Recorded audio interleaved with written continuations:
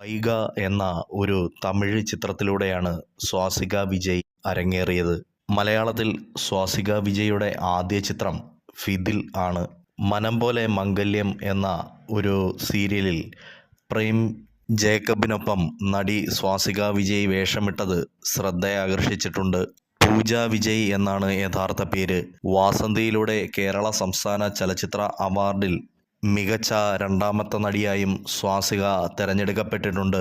ആറാട്ട്, കുമാരി, ഉടയോൻ തുടങ്ങിയ ചിത്രങ്ങൾക്ക് പുറമെ പത്താം വളവ്, ഇട്ടിമാണി, മെയ്ഡ് ഇൻ ചൈന, കാറ്റും മഴയും, സ്വർണ്ണക്കടുവ, കുട്ടനാടൻ മാർപ്പാപ്പ, അറ്റ് വൺസ് ഒറീസ, സ്വർണ്ണ മത്സ്യങ്ങൾ, അയാളും ഞാനും തമ്മിൽ, ബാങ്കിങ് ഹവേഴ്സ്, 10 to 4, പ്രഭുവിൻ്റെ മക്കൾ, കണ്ടതും കാണാത്തതും, കുട്ടനാടൻ ബ്ലോഗ്, കൂദാശ എന്നിവയിലും സ്വാസിക വേഷമിട്ടിട്ടുണ്ട്.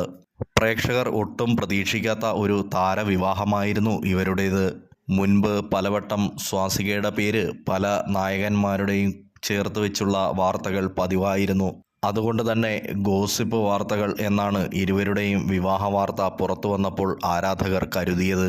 എന്നാൽ ഇവർ തമ്മിലുള്ള വിവാഹം ഒരു സീരിയൽ കഥ പോലെ ട്വിസ്റ്റുകൾ നിറഞ്ഞതായിരുന്നു. ഒരു സീരിയൽ പോലെ മനോഹരമായിരുന്നു ഇവരുടെ പ്രണയകഥ. ഒരു സീരിയൽ ലൊക്കേഷനിൽ വെച്ചാണ് ഇരുവരും തമ്മിൽ സൗഹൃദം തുടങ്ങിയതും അത് പ്രണയത്തിലും പിന്നീട് വിവാഹത്തിലും ചെന്നെത്തിയത്.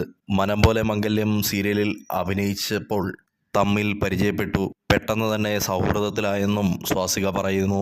ഒരു റൊമാൻറ്റിക് സീൻ ഷൂട്ടിനിടയിൽ താനാണ് പ്രേമിനെ പ്രപ്പോസ് ചെയ്തതെന്ന് സ്വാസിക പറഞ്ഞിരുന്നു. ഇതിനിടെ ഇവരുടെ ജീവിതത്തിൽ ഒരു സങ്കട വാർത്തയുണ്ടായി. സ്വാസിക തന്നെയാണ് ഇക്കാര്യം പറഞ്ഞതും.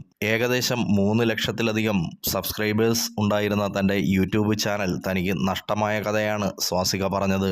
അത് ഹാൻഡിൽ ചെയ്യുന്ന വ്യക്തിയെ കോൺടാക്ട് ചെയ്യാൻ ശ്രമിച്ചിട്ട് കിട്ടുന്നില്ല. അത് ഹാക്കായ അവസ്ഥയിലാണുള്ളത് എന്നുമാണ് സ്വാസിക പറഞ്ഞത്. ഒരിക്കലും പ്രതീക്ഷിക്കാത്ത സംഭവമാണിതെന്നും സ്വാസിക പറഞ്ഞു. അത് തിരികെ പിടിക്കാനുള്ള ശ്രമം തുടങ്ങിയെന്നും അതുവരെ ആരും ചാനൽ കാണുകയോ സബ്സ്ക്രൈബ് ചെയ്യുകയോ ചെയ്യരുതെന്നും സ്വാസിക കൂട്ടിച്ചേർത്തു. ഇത്തരം വാർത്താവിശേഷങ്ങൾക്കായി ഞങ്ങളുടെ യൂട്യൂബ് ചാനൽ സബ്സ്ക്രൈബ് ചെയ്യുക. ഒപ്പം നിങ്ങളുടെ അഭിപ്രായങ്ങൾ കമൻറ്റ് ബോക്സിൽ രേഖപ്പെടുത്തുക.